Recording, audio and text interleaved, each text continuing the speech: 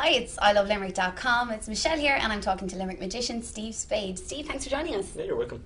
Steve, you're quickly becoming known as one of Ireland's foremost magicians, and certainly a familiar face on the Limerick scene. But it wasn't the immediate plan. You trained in something completely different. Yeah, no, I did hotel management, and I did kind of event management courses, and I did radio broadcasting, and I did lots of bits and pieces. So it's kind of slowly building up to this, I suppose. Well, was magic always an interest? When did it spark up first? Yeah, as a kid, like Paul Daniels, everyone says everyone has the magic set.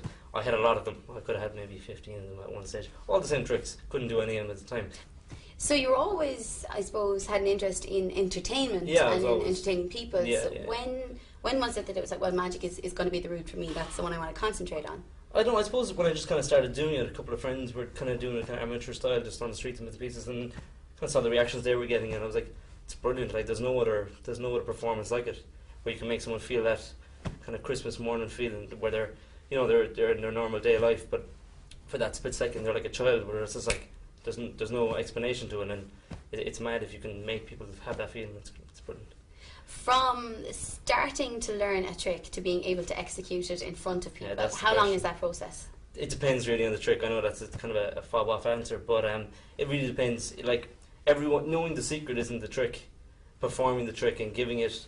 Like, I do comedy as well, we'll probably get on to that, but I do comedy and stuff as well, and fusing it all together makes the performance. It's not really the trick. I could tell you how it's done, but you wouldn't be impressed, and once the secret's out, it's no good. You might as well be a waiter. I presume there's some kind of magician's code involved in that you don't tell people the secrets. So how do you learn the tricks in the first place? Yeah, that's a good question too. I remember the first time just buying stuff, even just in the local magic shop inside in town. I was like, where'd you hear about that? And I was like, well, I heard from someone, and he almost jumped over the counter to attack me when I mentioned a certain apparatus. People will know, TT. And just stuff like that. It is kind of very secretive and stuff, but I suppose the internet has really launched it, and there's a lot of so-called like internet magicians now. But I like to take in old effects and give them like a modern slant and stuff. So I read a lot of books, a lot of the older books, and study a lot of the old masters. Does the fact that information is so readily available, does that make it harder on magicians now because it's harder to surprise people? I suppose back in Houdini's day, if I did that, you'd probably freak out. But now you have to, with TV and stuff, the way things are going, everything has to be more and more dramatic. But then some of the simple things, making something just vanish right in front of somebody, is usually enough. But you've also become a lot more ambitious lately. There's grand plans afoot. Yeah. Tell me a little bit about that. Yeah, I don't know. Maybe it's a kind of a death sentence thing. I don't know, but I just want to push the limits a little bit, and it hasn't been done much in Ireland, and even in the world at the moment. There isn't many people other than David Blaine a couple of years back. There's no one really pushing it to the kind of Houdini standard of thing. Like Houdini would just put a box on the street, leave it there for like a month, draw a lot of interest to the box, and then say, I'm going to escape out of it. And if you can prove me wrong, I'll give you 10 grand kind of thing.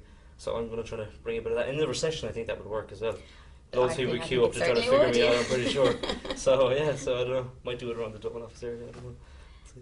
Does this all become, is there a plan for your own show? Will you be... Yeah, I've done a lot of bits and pieces with YouTube and stuff, and just trying to gradually get stuff up with this with the Trinity rooms and just kind of street stuff. Just it's constantly building. Like so, yeah, I'd like to put together like a pilot type thing and get it to some TV station at some stage. We did some good stuff last year and things with the YouTube thing. We did stuff with Glenn Hansard, and I found out from one of the tour guys that he was really spiritual and he really liked like kind of scary kind of stuff.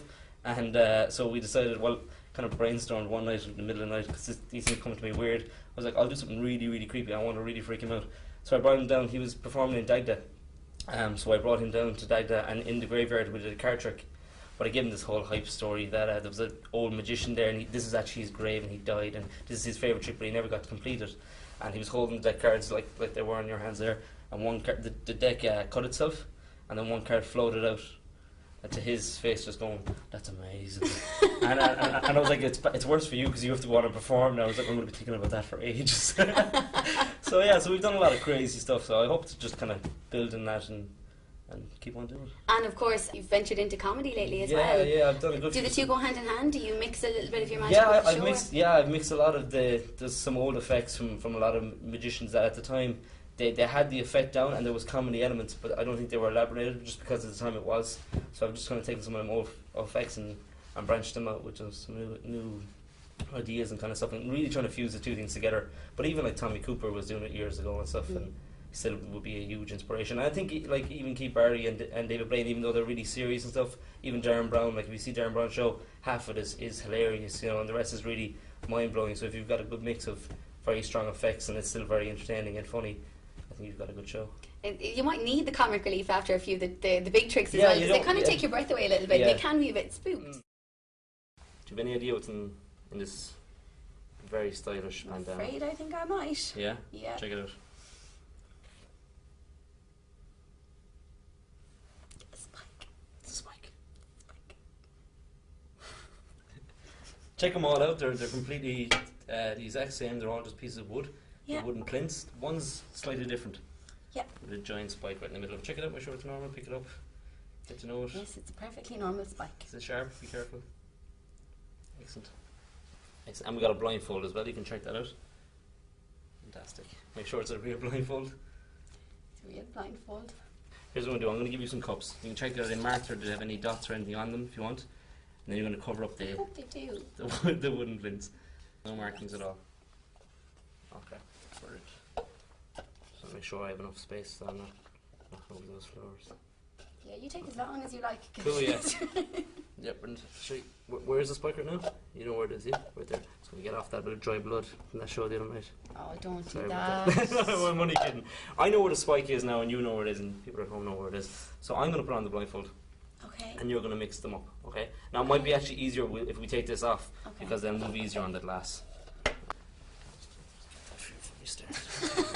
Okay, so here's what you're going to do. You're going to mix them up. I'm going to put on the blindfold. We can't see through it. I haven't switched or anything like that. You can't see a thing. I'm going to look over here as well, though.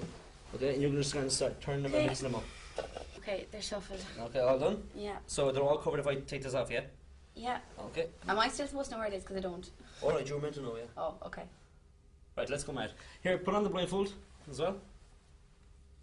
Here's the fun part, and then the crew will make sure I don't lift up the cups or switch them. But I'm going to mix them up a little bit now as well. Okay, just mix them up. Brilliant. Okay? Okay. So you don't know where it is? Yeah. I'm still here. Okay. This isn't a dream either. Pinch yourself. Make sure you are here, okay? Here's what we're going to do. I'm going to give you one last chance to mix them up. Okay. Okay, you don't have to mix them up, but you can if you want. Don't lift up the cups now because you get nasty, okay? Okay.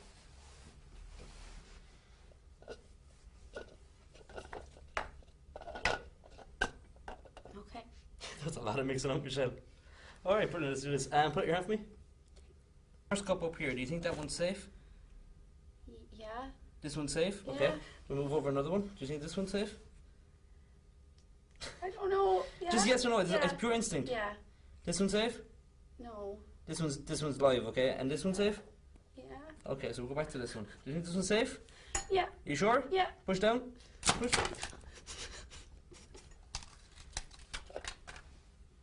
No, we're all good. Okay, cool. Do you think this one's safe? Yeah. This one's safe as well? Yeah. Okay, is this one safe? No. This one's live and this one's safe? Yeah. Okay, we'll go back to this one. Are you sure this one's safe? Yeah. Actually, I think this one is safe. Okay, cool. Starting to shake now a little bit, that's okay. Put out your two hands. Okay.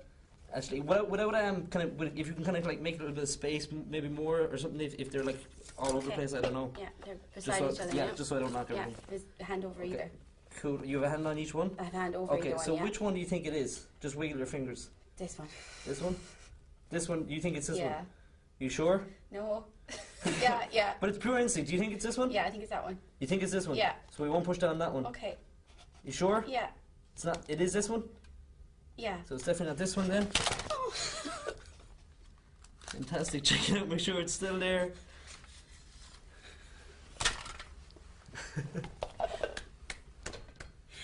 Absolutely terrified. Yeah, it's a great job. It's brilliant. Yeah, good job. Yeah, no You marks. actually are shaking. No, yeah. That's shaking right there. Okay, you're alright. You can keep the blindfold. Thanks. Steve, thanks so much. There you go. That was a close one. Well, Steve, I can safely say you've converted me at least from a skeptic to a believer anyway. One day at a time, exactly. Thanks so much for joining us. Thanks, Michelle. That is magician Steve Spade on ilovelimerick.com.